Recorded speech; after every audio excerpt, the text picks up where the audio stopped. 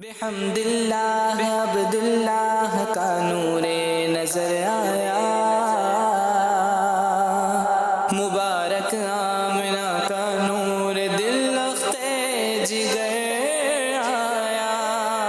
الحمدللہ رب العالمین والصلاة والسلام علی خاتم النبیین اما بعد فاعوذ باللہ من الشیطان الرجیم بسم اللہ الرحمن الرحیم۔ الصلاة والسلام علیکہ یا رسول اللہ، الصلاة والسلام علیکہ یا حبیب اللہ، الصلاة والسلام علیکہ یا نبی اللہ وعلی آلکہ واصحابکہ یا نور اللہ۔ مدنی چینل کے ناظرین، ایک مرتبہ پھر اپنے پیارے پیارے پروگرام جشن آمد رسول صلی اللہ علیہ وسلم اس کے ساتھ حاضر ہیں۔ اللہ پاک نبی رحمت صلی اللہ علیہ وسلم کے میلاد کا صدقہ ہم سب کو نصیب فرمائے۔ ابتداً درود پاک کی ایک فضیلت سنتے ہیں۔ اللہ پاک کے آخری نبی محمد عربی صلی اللہ علیہ وآلہ وسلم نے ارشاد فرمایا، جس نے مجھ پر 10 مرتبہ صبح اور 10 مرتبہ شام درود پاک بھیجا، اسے قیامت کے دن میری شفاعت ملے گی۔ صلو علی الحبیب صلی اللہ تعالی علی محمد صلی اللہ علیہ وآلہ وسلم۔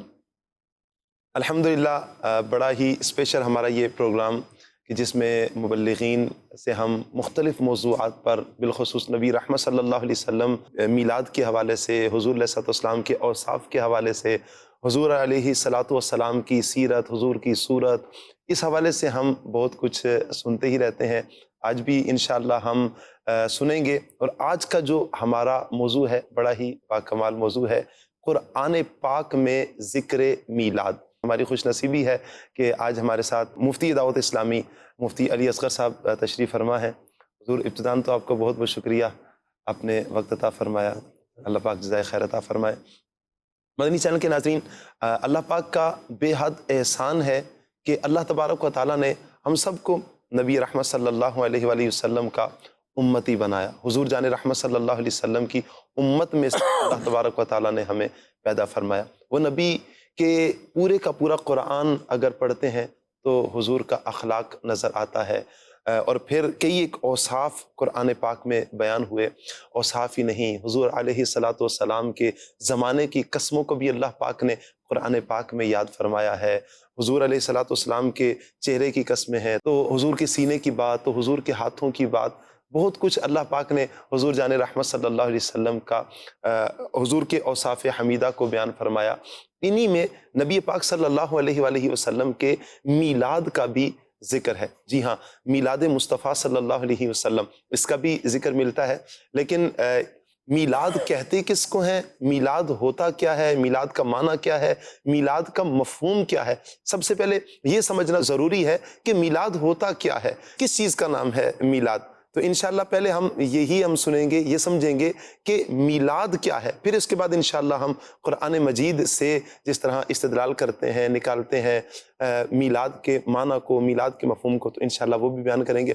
مفتی صاحب، آپ کی بارگاہ میں عرض ہے، میلاد کیا ہے، میلاد کا معنی کیا ہے، میلاد کا مفہوم کیا ہے، کہ ہمیں سمجھ میں آ جائے کہ یہ میلاد ہوتا ہے۔ کہ بساؤ کا ذہنوں میں بہت ساری معاذ اللہ خرافات کو بھی ڈال دیا جاتا ہے کہ یہ دیکھو یہ کوئی میلاد ہے، اس طرح کا کر کے، یعنی ایسی تعریف کہ ہم سنتے جائیں گے، ہمیں پتہ چل جائے اچھا یہ ہے میلاد، پھر مسئلہ ہی ہمارا حل ہو جانا ہے۔ ایک تو ہے لغوی معنی، جی، لفظ میلاد ہو یا مولد ہو، اس کا لغوی معنی ہے پیدائش کا وقت صحیح، یا پیدائش کی جگہ۔ صحیح، دونوں معنی سے مراد لیے جاتے ہیں، ظرف کے اندر دونوں معنی آتے ہیں۔ صحیح، یہی وجہ ہے کہ حضرت آمینہ رضی اللہ تعالیٰ عنہ کا وہ مبارک گھر جہاں رسول اکرم علیہ السلام پیدا ہوئے، اس گھر کو بھی مولد مبارک کہا جاتا ہے، واہ، یہ پیدائش کی جگہ ہے۔ وہ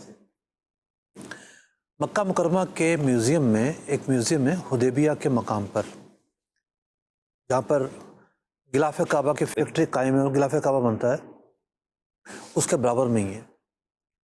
تو وہاں پر بہت پرانی ایک تصویر رکھی ہے، صدیوں پرانی تصویر ہے، صحیح، اس میں کوئی جاندار نہیں ہے، مطلب اس زمانے میں پینٹر نے جو مکہ شہر تھا اس کو دکھایا ہے، اچھا، اور کمال انداز کا دکھایا ہے۔ آپ دیکھیں گے تصویر کو ڈوبتے چلے جائیں گے، واہ، یعنی میں تو اس تصویر کو عجوبہ کہتا ہوں، اللہ، کمال بنانے والے کا۔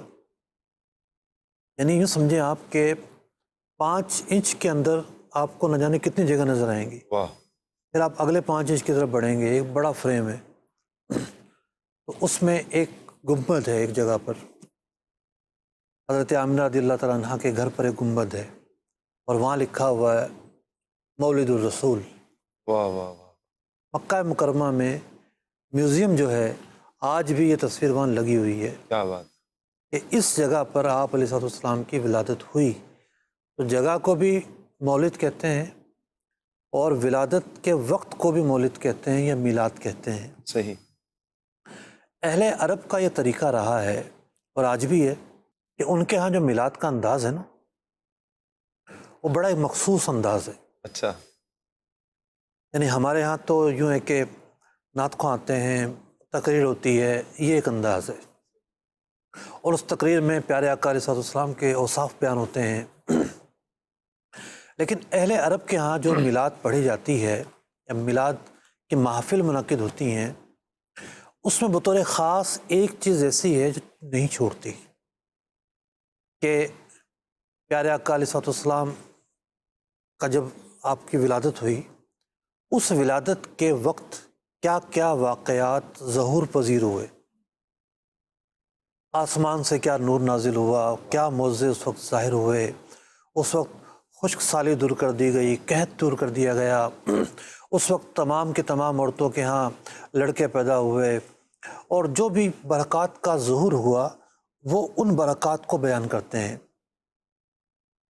اچھا، پھر یہ بیان کرنے کے بھی مختلف انداز ہیں۔ عام طور پر تو مولد برزنجی جو ہے، ایک مشہور بزرگ گزرے ہیں، انہوں نے منظوم ایک میلاد نامہ لکھا تھا، صحیح، وہی پڑھ رہے ہوتے ہیں، واہ، اور اس کے ضمن میں علماء ہوتے ہیں تو تشریح بھی ہو رہی ہوتی ہے، اور اس میلاد کا جو وسط ہے، یعنی اس محفل کا جو وسط ہے، اس وسط کے اندر کھڑے ہو کر صلاۃ والسلام ہوتا ہے۔ واہ واہ، ہمارے یہاں تو آخر میں ہوتا ہے نا۔ جی جی، اچھا، ان کے صلاۃ والسلام وسط میں کیوں ہوتا ہے؟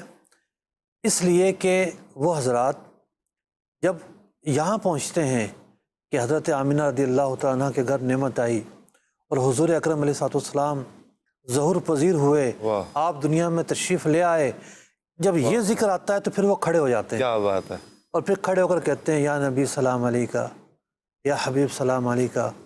ٹھیک ہے، تو جو صلاۃ والسلام پڑھنے کا وقت ہوتا ہے ان کا، وہ یہ ہوتا ہے، پھر صلاۃ والسلام پڑھ کے دوبارہ بیٹھ جاتے ہیں، اچھا، اور اس کے بعد دوبارہ پیارے آقا علیہ السلام کے اوصاف کا ذکر شروع ہو جاتا ہے۔ تو یہ تو میں نے بات کی لغوی معنی کی جی، کہ میلاد یا مولد کا جو لفظ ہے، اس کے 2 لغوی معنی ہیں، جائے پیدائش اور وقت پیدائش۔ رہی بات مفہوم کی، تو دیکھیے مفہوم تو بڑا وسیع ہے۔ خود امام ترمذی رحمۃ اللہ تعالی علیہ ترمذی شریف میں ایک باب منعقد کرتے ہیں، اس باب کا نام ہے ما جاء فی میلاد النبی، رسول اکرم علیہ الصلوۃ والسلام کی ولادت کے باب میں پورا چیپٹر انہوں نے میلاد نبی کے نام سے، سیاہ ستہ میں 3 نمبر ہے ترمذی شریف کا، پورا ایک باب مقرر کیا، اور اس باب کے تحت پھر پیارے آقا علیہ السلام کے اوصاف، آپ کا ذکر، آپ کے خصائل، ان چیزوں کو بیان کیا۔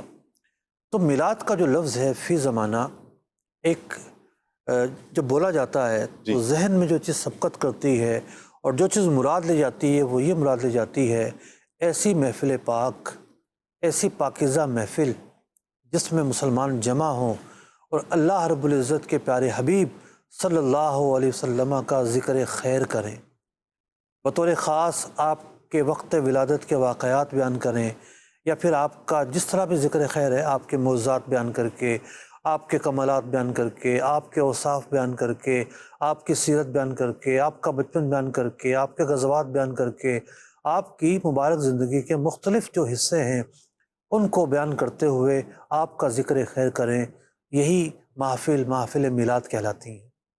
کیا بات ہے، بڑے ہی احسن انداز میں الحمدللہ مفتی صاحب نے یہ معنی اور مفہوم بتا دیا، لغوی معنی کیا ہے اور میلاد کا مفہوم کیا ہے۔ اچھا مفتی صاحب، یہاں پر کیا ہم یہ کہہ سکتے ہیں کہ سرکار دو عالم صلی اللہ علیہ وآلہ وسلم کا میلاد منانا یہ اس بات کی عکاسی کرتا ہے کہ نبی رحمت صلی اللہ علیہ وآلہ وسلم اللہ کے بندے ہیں. یہ اس کو اس طرح ہم کہہ سکتے ہیں. جی ہاں، سورہ اخلاص میں فرمایا گیا لم یلد ولم یولد. کیونکہ یہاں پر وہ کہہ دیا جاتا ہے نا کہ کہیں شیطانی وسوسہ بھی آ جاتا ہے کہ میلاد تو شرک ہے، یا اس طرح کا گمان بھی اللہ نہ کرے ذہن میں آ جائے. اس کی بھی کاٹ میلاد منانے میں ہو جاتی ہے. یہ اللہ تعالیٰ کا وصف ہے، لم یلد ولم یولد. واہ نہ وہ جنا گیا اور نہ اس نے کسی کو جنا. واہ. تو پیدا ہونا یہ بندے کا خاصہ ہے، صحیح. بندے کا وصف ہے. تو ذکر میلاد تو شرک کی نفی ہے. واہ واہ واہ واہ، سبحان اللہ. یقیناً ذکر میلاد یہ شرک کی نفی ہے کہ نبی رحمت صلی اللہ علیہ وآلہ وسلم کا میلاد منایا جائے تو یہ شرک کی نفی ہے. کیوں کہ یہ نبی پاک صلی اللہ علیہ وسلم کی ولادت کی بات ہوتی ہے. اللہ پاک ہمیں صحیح معنوں میں سرکار دو عالم صلی اللہ علیہ وآلہ وسلم کا میلاد منانے کی توفیق رفیق عطا فرمائے. اللہ پاک مفتی صاحب آپ کو سلامت رکھے. نبی رحمت صلی اللہ علیہ وسلم کا میلاد، قرآن پاک سے ہم ذکر میلاد کس طرح ثابت کرتے ہیں؟ اس حوالے سے آپ کیا ارشاد فرماتے ہیں؟ دیکھیے، قرآن پاک سے کئی اعتبار سے ذکر میلاد ثابت ہوتا ہے. اچھا. حضرت عیسیٰ علیہ السلام کے بارے میں اللہ رب العزت نے ارشاد فرمایا کہ حضرت عیسیٰ علیہ السلام فرماتے ہیں والسلام علیہ یوم ولدت، جس دن میں پیدا ہوا اس دن پر سلامتی ہو. تو پیدائش کا جو دن ہے، پیدائش کا دن اہم دن ہے، اسی لیے حضرت عیسیٰ علیہ السلام اس دن کی اہمیت کو بیان کر رہے ہیں. یہ سلامتی والا دن ہے. صحیح. جس دن میں پیدا ہوا، دنیا میں آنے کی نعمت اللہ رب العزت نے عطا کی، اس دن پر سلام ہو، واہ. اس دن پر سلامتی ہو. تو پیدائش کا دن حضرت عیسیٰ علیہ السلام کا ہو اور وہ سلامتی والا ہو، اور اس کا ذکر کیا جائے اور تخصیص کر کے بیان کیا جائے، یعنی بلاغت کا اصول ہے. اور قرآن پاک کو جو ہم معجزہ کہتے ہیں، صحیح. معجزہ ہونے کا معنی یہ ہے بلاغت کے اعتبار سے معجزہ ہے. اچھا. تو بلاغت کی نظر سے اگر اس آیت کو ہم دیکھیں تو یہاں تخصیص بیان کی جا رہی ہے. تخصیص تعظیم کو مستلزم ہے. صحیح. کہ آپ کہیں جناب آپ بھی آئیے، یعنی اس دن پر سلامتی ہو. دن تو سارے ہی تھے. جی جی جی. حضرت عیسیٰ علیہ السلام آج تک زندہ ہیں، بالکل. سارے دن ان کے دن تھے. بالکل. لیکن وہ دن جس دن آپ پیدا ہوئے، بطور خاص اس دن کو تخصیص کر کے سلامتی کا کہا گیا. واہ واہ. اسی طریقے سے یعنی یہاں تو بطور خاص جو ایک کنسیپٹ ہے میلاد کا کہ پیارے آقا علیہ الصلوۃ والسلام کی جو ولادت کا دن ہے، یہ مبارک دن ہے، یہ رحمتوں کا دن ہے، یہ برکتوں کا دن ہے، اللہ رب العزت کی نعمت کے ملنے کا دن ہے، عنایت کے ملنے کا دن ہے. یعنی اللہ رب العزت نے ہمیں سب سے بڑی جو نعمت سے نوازا ہے، یہ اس کے ملنے کا دن ہے. یہ دن اس لیے بھی اہم ہے کہ جس دن نعمت کا دن ہوتا ہے وہ بڑا اہم ہوتا ہے. اللہ رب العزت ارشاد فرماتا ہے قال عیسیٰ ابن مریم، حضرت عیسیٰ علیہ السلام دعا کرتے ہیں سبحان اللہ. اللہم ربنا انزل علینا مائدۃ من السماء، اے اللہ ہم پر آسمان سے ایک دسترخوان نازل فرما. واہ. تکون لنا عیدن لاولنا و آخرنا، آسمان سے دسترخوان نازل ہوگا، اس دسترخوان میں تیری نعمتیں شامل ہوں گی. اے مولا کریم، ہم اس نزول کے دن کو عید کا دن بنا لیں گے. واہ کیا بات ہے. ولادت کے دن پر سلامتی، دسترخوان نازل ہونے کا دن، عید کا دن. صحیح. تو عید بھی قرآن سے ثابت، ولادت بھی قرآن سے ثابت. واہ. کہتے ہیں عید تو دو ہی ہیں. جی جی جی، میں یہی سوال کرنے لگا تھا. ٹھیک ہے، یہ جملہ ہی غلط ہے. صحیح. کس نے کہا عید دو ہیں؟ صحیح. کیا قرآن کا انکار کریں گے آپ؟ اللہ اکبر. قرآن تو کہہ رہا ہے جس دن دسترخوان نازل ہوا وہ دن بھی ان کے لیے عید کا دن تھا. صحیح. ٹھیک ہے، جمعے کا دن بھی عید کا دن ہے، بالکل. حدیث میں موجود ہے. بالکل. بلکہ ایک حدیث مبارکہ ہے، مسلم شریف میں حدیث پاک ہے کہ نبی اکرم علیہ الصلوۃ والسلام جس دن مدینہ منورہ پہنچے، ہجرت کر کے مدینہ منورہ تشریف لائے، اس کے بعد جب محرم آیا تو آپ نے دیکھا کہ مدینہ منورہ کے یہودی روزہ رکھ رہے ہیں. جب وجہ پوچھی گئی تو وہ کہنے لگے کہ اللہ رب العزت نے اس دن ہمیں فرعون سے نجات دی تھی، اس سے نجات ملنے کی خوشی میں ہم روزہ رکھتے ہیں۔ کیا بات ہے۔ تو نبی اکرم علیہ الصلوۃ والسلام نے ارشاد فرمایا ہم تمہاری بنسبت موسیٰ کے زیادہ قریب ہیں، واہ، لہٰذا نبی اکرم علیہ الصلوۃ والسلام نے مسلمانوں کو روزہ رکھنے کا حکم دیا۔ اور مسلم شریف کی ایک حدیث پاک میں ہے کہ یوم عاشورہ یومن، جی، عاشورہ کا دن ایک ایسا دن تھا تعظمہ الیہود، یہودی اس دن کی تعظیم کیا کرتے تھے، عظیم، وَتَتَّخِذُهُ عیدا، اور اس دن کو عید کے دن کے طور پر منایا کرتے تھے۔ اللہ اکبر۔ اور رسول اکرم علیہ السلام نے کیا فرمایا؟ ہم تم سے بڑھ کر اس دن کے منانے کے حقدار ہیں۔ حقدار ہے زیادہ، واہ، ٹھیک ہے، تو وہ جو عید کا مفہوم تھا وہ مفہوم آپ نے برقرار رکھا۔ صحیح، لفظ بھی عید کا آیا، صحیح، اس حدیث میں لفظ بھی عید کا ہے، اور یہ بھی مسلم شریف کی حدیث ہے، اور اس مفہوم کو آپ نے برقرار رکھا۔ بالکل، تو یہ کہنا ہی درست نہیں ہے کہ عید تو ہے ہی دو۔ بعض لوگ طرح طرح کے جو ہے وہ اعتراضات لے کر آتے ہیں، تو تم عید کی نمازیں پڑھ لیا کرو، تو تم یہ بھی کر لیا کرو، اور تم روزہ کیوں رکھتے ہو؟ عید کے دن تو روزہ رکھنا منع ہوتا ہے۔ ارے جناب، عید کا معنی ہے مسرت کا دن، خوشی کا دن، وہ خوشی جو بار بار لوٹ کر آئے، آؤت سے نکلا یہ لفظ۔ تو ایک معنی میں یہ عید کا دن ہے، کوئی فقہی معنی میں عید کا دن نہیں ہے کہ یہ وہ دن ہے جس دن روزہ رکھنا حرام ہو، یہ وہ دن ہے جس دن عید کی نماز پڑھی جائے۔ یہ ایک وہ معنی ہے جو احادیث میں بیان ہوا، یہ وہ معنی ہے جو قرآن میں بیان ہوا۔ بالکل، تو قرآن میں جو نزول مائدہ کا دن تھا اس کو کیا کہیں گے؟ احادیث میں جو عید کا دن فرمایا گیا اس کو کیا کہیں گے؟ جمعے کے دن کو جو عید کا دن کہا گیا اس کو کیا کہیں گے؟ عرفہ کا دن، جی، عرفہ کے دن کی بھی بڑی اہمیت ہے۔ اور دوسری بات یہ ہے کہ نبی اکرم علیہ الصلوۃ والسلام آپ سے پوچھا گیا کہ یا رسول اللہ صلی اللہ علیہ وسلم، آپ پیر کے دن روزہ رکھتے ہیں؟ سئل عن صوم یوم الاثنین، پیر کے دن روزہ رکھنے کے بارے میں آپ سے پوچھا گیا، فرمایا یوم ولدت فیہ وفیہ انزل علی، اس دن میری ولادت ہوئی ہے، اسی دن مجھ پر وحی نازل ہوئی ہے۔ تو مفہوم یہ ہے کہ جو دن پیارے آقا علیہ الصلوۃ والسلام کی ولادت کا ہے، صحیح، یہ مسلمانوں کے لیے اس دن سے بھی زیادہ خوشی کا دن ہے کہ جس دن یہودی فرعون سے نجات ملنے کی خوشی منا رہے تھے۔ اس دن کو خوشی کا دن قرار دیا گیا نا۔ نبی اکرم علیہ الصلوۃ والسلام تو نعمت کبریٰ ہیں، اللہ تعالیٰ کی سب سے بڑی نعمت ہیں، اور جب خود حضور علیہ الصلوۃ والسلام فرما رہے ہیں میں روزہ رکھ کے اس دن خوشی مناتا ہوں، مفہوم اس کا یہ ہے۔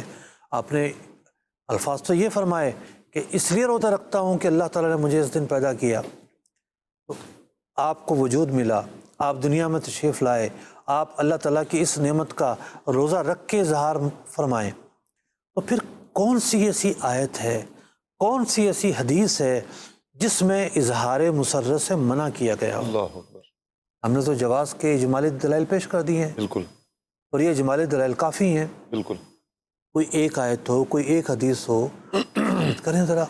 بالکل، کہ قرآن پاک میں ہم قرآن پاک کا مطالعہ کریں، قرآن پاک کی تلاوت کریں، احادیث کا اگر ہم مطالعہ کرتے ہیں تو ہمیں تو نبی رحمت صلی اللہ علیہ وسلم کے میلاد کے ثبوت پر ثبوت ہی ملتے ہیں، اور کوئی ایک بھی آیت، کوئی ایک حدیث کی جس میں منع کیا گیا ہو یا خوشی کا اظہار، جس طرح ابھی مفتی صاحب فرما رہے تھے کہ خوشی کے اظہار سے منع کر دیا گیا ہو، یہ کہاں ہے؟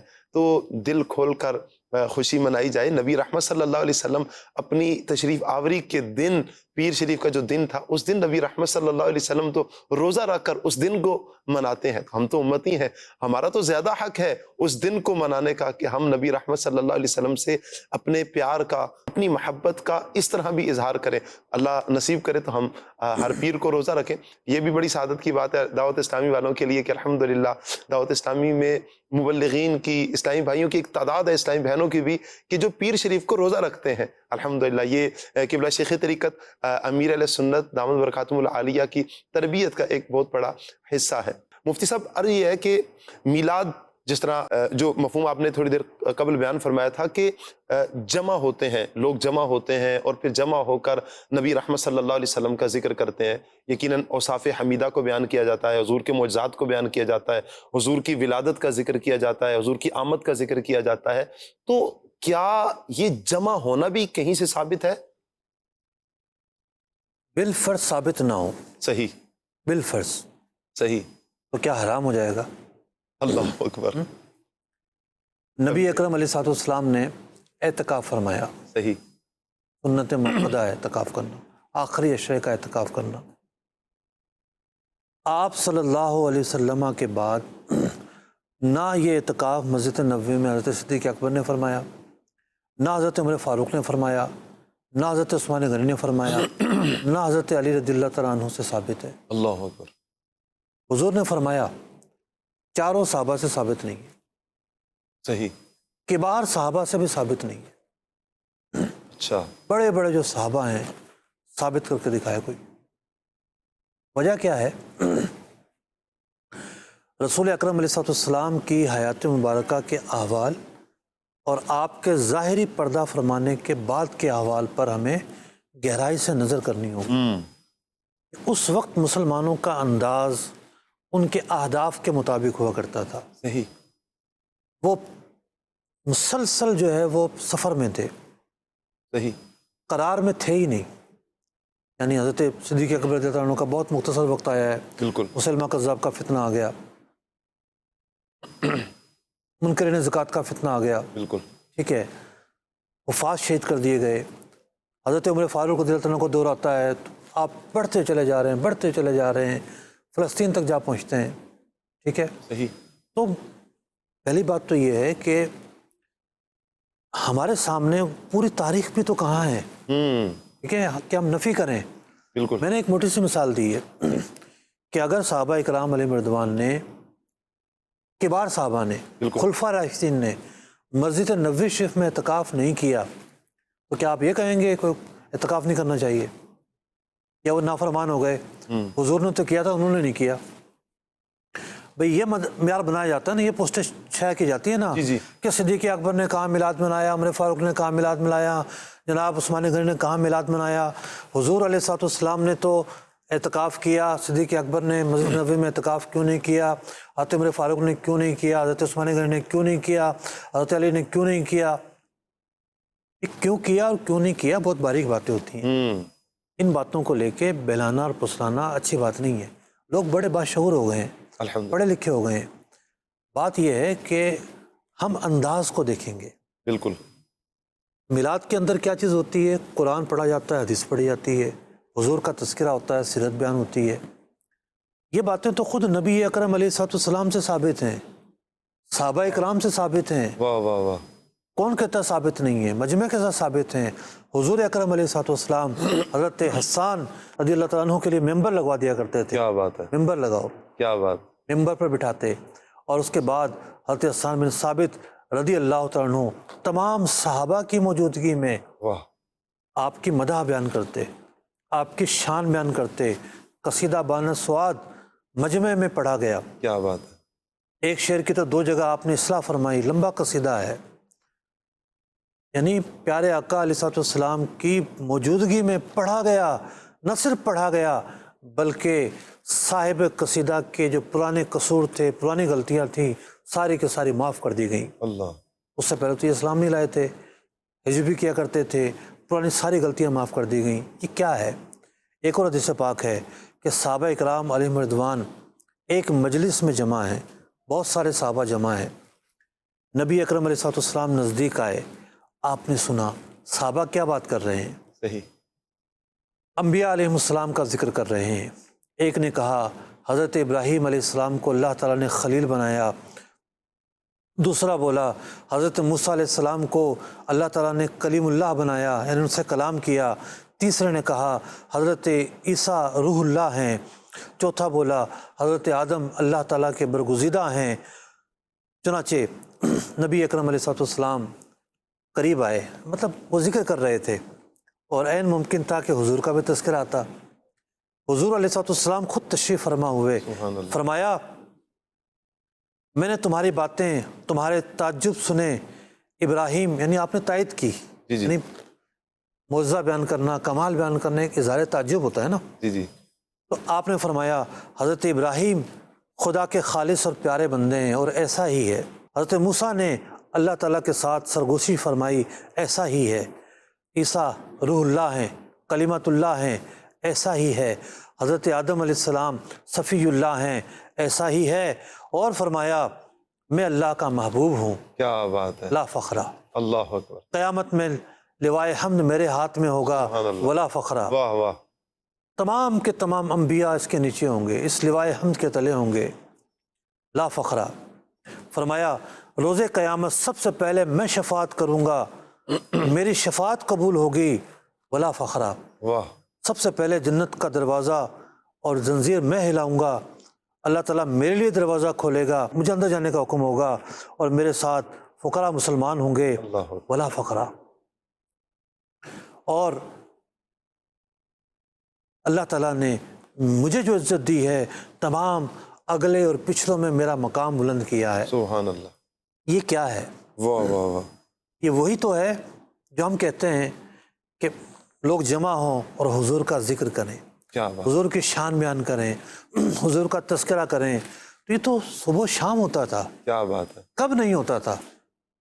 یعنی لا تعداد واقعات ہیں. اللہ اکبر، یعنی ایک صحابی رضی اللہ تعالیٰ عنہ وہ اعلان کرتے ہیں مطاف میں اچھا، طواف کرتے ہوئے، اے لوگو روئے زمین پر میں آخری صحابی بچا ہوں، اللہ اکبر، اگر کسی کو حضور علیہ الصلوۃ والسلام کا رخ زیبا سننا ہو مجھ سے کہ آپ کیسے تھے، ہائے ہائے، آپ کا حسن و جمال کیسا تھا، تو مجھ سے آ کے سن لے. کیا بات ہے، جب حضور علیہ الصلوۃ والسلام تشریف لے گئے، ظاہری پردہ فرمایا، دور دراز سے لوگ آتے تھے حج کرنے کے لیے، صحابہ اکرام بھی جمع ہوتے تھے، تابعین بھی جمع ہوتے تھے.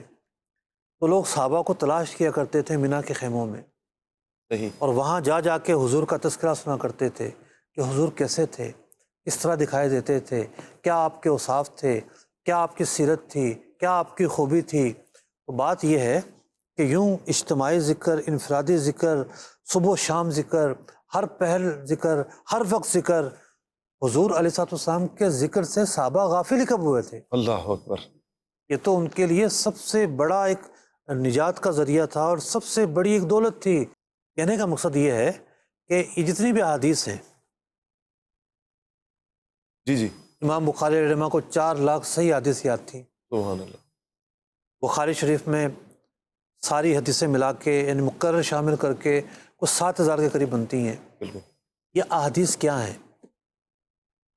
یہ حال رسول ہیں، واہ، یہ قال رسول ہیں، کیا بات ہے، یہ احوال رسول ہیں. واہ واہ واہ، تو یہ تذکرہ صحابہ کیوں فرماتے تھے؟ حضور کا ذکر ہی تو ہے یہ. بالکل، اور یہ ذکر جب امام مالک کے پاس لوگ آتے کہ جناب حدیث سننی ہے، کسی اور کام سے آتے تو آپ فوراً مل لیتے، حدیث سننی ہے، پھر اہتمام فرماتے، پھر غسل فرماتے، پھر خوشبو لگاتے، پھر تخت پر بیٹھتے اور پھر حدیث سناتے. یہ کیا ہے؟ تذکرہ محبوب ہے. تو بات یہ ہے کہ انداز اگرچہ کہ ہر زمانے میں مختلف ہوتے رہے، بالکل، مطلب آبادیاں بڑھتی رہیں، مساجد میں لوگ نہیں آ سکتے تھے تو گراؤنڈ میں اجتماع شروع ہو گئے، لیکن حضور علیہ الصلوۃ والسلام کا ذکر ہوتا ہے اس کے اندر. جو ماہیت ہے، جو بنیادی اسٹرکچر ہے ان محافل کا، وہ نبی اکرم علیہ الصلوۃ والسلام کا ذکر خیر کرنا ہے. کیا بات ہے. مفتی صاحب، یقیناً آپ نے بڑے ہی احسن انداز میں بھی تفصیل بھی بیان فرما دیا ہے نبی رحمت صلی اللہ علیہ وسلم کے میلاد کے حوالے سے، کہ سرکار دو عالم صلی اللہ علیہ وسلم کا میلاد منانا، اس میلاد کا ذکر پھر قرآن میں بھی آیا ہے اور احادیث میں بھی، پھر خود نبی رحمت صلی اللہ علیہ وسلم نے منایا ہے، اور ہر دور میں میلاد منانے کا انداز مختلف رہا ہے. نبی رحمت صلی اللہ علیہ وسلم نے منایا، صحابہ اکرام نے بھی یوں کہ یہ کہ حضور کا ذکر کرتے رہے، یعنی ان کا ذکر وہ وقت خالی نہیں جاتا تھا. وہ تو جب تک نبی رحمت صلی اللہ علیہ وسلم کا دیدار نہ کر لے تو چین و قرار کہاں نصیب ہو. تو ہر وقت یوں کہیے کہ نبی پاک صلی اللہ علیہ وسلم کی یاد ہی ان کا بسیرا ہوتی، وہ یاد مصطفیٰ میں ہی گم رہتے، تو یاد کرتے رہے ہر دور میں، پھر تابعین کا دور، پھر تبع تابعین کا دور، پھر یہ دور مختلف رہے، ادوار مختلف رہے، ٹھیک ہے، میلاد مناتے رہے، ذکر مصطفیٰ میں لوگ گم رہتے رہے.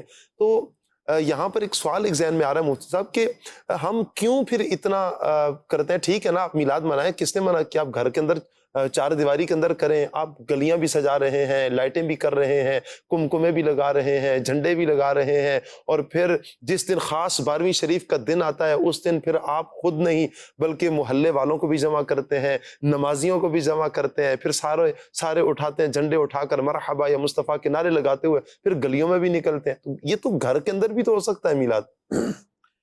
دیکھیے، ہمیں قرآن و حدیث سے دو باتیں کم از کم سیکھنی ہوں گی. صحیح. پہلی بات یہ ہے کہ حضور اکرم علیہ الصلوۃ والسلام اللہ کی نعمت ہے. واہ. وما ارسلناک الا رحمۃ للعالمین لقد من اللہ علی المؤمنین اذ بعث فیہم رسولا. بے شک حضور علیہ الصلوۃ والسلام اللہ تعالیٰ نے ان کو رحمت للعالمین بنا کر بھیجا. صحیح. دوسری جگہ فرمایا کہ اللہ نے تم پر احسان فرمایا کہ محبوب علیہ الصلوۃ والسلام کو تم پر مبعوث کیا. صحیح. پھر ایک جگہ فرمایا گیا وما کان اللہ لیعذبہم وانت فیہم. واہ. جب تک آپ ہیں اللہ تعالیٰ اس قوم کو عذاب سے ہلاک نہیں کرے گا. صحیح. بہت ساری آیتیں ہیں. لقد جاءکم رسول من انفسکم عزیز علیہ ما عنتم حریص علیکم بالمؤمنین رؤوف رحیم. یہ جو پیارے آقا علیہ الصلوۃ والسلام کے اوصاف اللہ رب العزت قرآن پاک میں بیان فرما رہا ہے، یہ سارے کے سارے اوصاف بتا رہے ہیں کہ آپ نعمت ہیں. آپ کو مبعوث کر کے اللہ تعالیٰ نے ہم پر احسان فرمایا. آپ سارے جہاں کے لیے رحمت ہیں، نعمت بھی ہیں، رحمت بھی واہ ہیں، واہ. اللہ کا کیا ہوا احسان بھی ہیں. واہ. اللہ رب العزت کی طرف سے جتنی نعمتیں ملیں تمام نعمتوں سے بڑی نعمت یعنی نعمت کبریٰ ہیں. اور پھر اللہ تعالیٰ کیا ارشاد فرماتا ہے وَأَمَّا بِنِعْمَةِ رَبِّكَ فَحَدِّثْ. سبحان اللہ. اپنے رب کی نعمتوں کا چرچا کرو. کیا بات ہے. ایک سیٹ کے پاس مال ہے، وہ کھلا سماتا ہے، میں کس کو بتاؤں میرے جناب بانڈ کھل گیا ہے، میں نے نیا گھر لے لیا ہے، میں نے جو ہے وہ نئی گاڑی لے لی ہے. ایک فطری ایک کیفیت ہوتی ہے نا بندے کی، میں کس کو بتاؤں. چرچے کا معنی اور مفہوم بھی پھر مفہوم یہی ہے نا، جی. میں کس کو بتاؤں. ٹھیک ہے، تو اصل احساس دل کے اندر ہوتا ہے. صحیح. دل کے اندر ایک احساس کون سا آیا؟ کیا غم کا احساس آیا؟ نہیں، خوشی کا احساس آیا کہ میں نے نیا گھر لیا ہے، لوگوں کو بلاتا ہوں، دعوت کرتا ہوں، لوگ دیکھیں گے. مطلب بعض لوگ تو ایسے ہیں کہ اپنے گھر میں پوری سیر کرائیں گے، یہ کمرہ بنایا ہم نے، یہ سیڑھی بنائی ہے، فلاں چیز بنائی ہے. بالکل. ان کو ایک مسرت ہوتی ہے. بالکل. ان کے دل میں جو اللہ نے انہیں نعمت دی ہے مال کی صورت میں، اسباب کی صورت میں، اتنی مسرت ہے کہ وہ چاہتے ہیں کہ ہم دوسروں پر اظہار کریں. صحیح. خوشی ہے دل کے اندر، بالکل. تو پھر ایک امنگیں پھوٹتی ہیں کہ اس کا اظہار ہو، بالکل. اس کا چرچا ہو، اس کا تذکرہ ہو، لوگوں کو ہم بتائیں. تو کیا ہمارے دل کے اندر نبی اکرم علیہ الصلوۃ والسلام کے متعلق اللہ تعالیٰ نے جو اتنی مقامات پہ فرمایا کہ آپ رحمت للعالمین ہیں، آپ کو بھیج کے احسان کیا، آپ کی وجہ سے عذاب نہیں، آپ رؤوف ہیں، آپ رحیم ہیں، آپ حریص ہیں، یہ جو امتنان ہے، یہ جو آپ کی نعمت کا تذکرہ اللہ رب العزت فرما رہا ہے، کیا ہم اس نعمت پر خوشی کرتے ہیں؟ صحیح.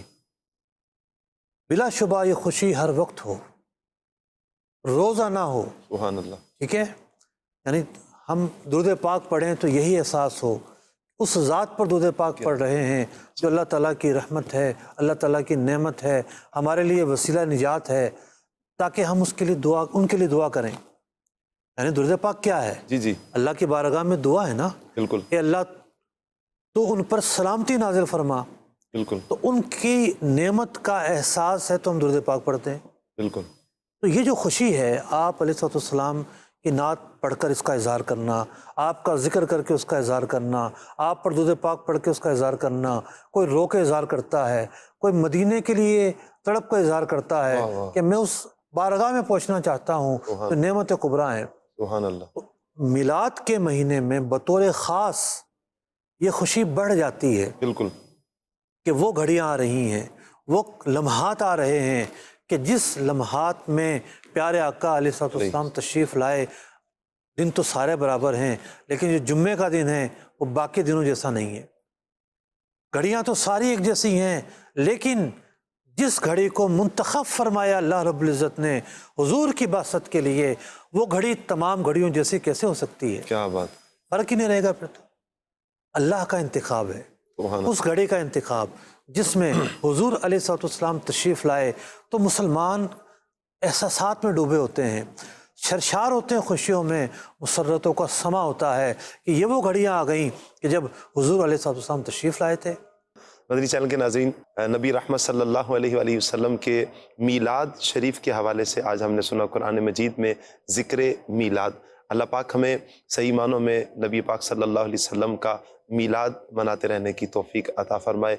आमीन बिजाह ख़ातमिन नबिय्यीन सल्लल्लाहु अलैहि वसल्लम। बिहम्दिल्लाह अब्दुल्लाह का नूरे नजर आया, मुबारक आमिना का नूर दिल लख्ते जिगर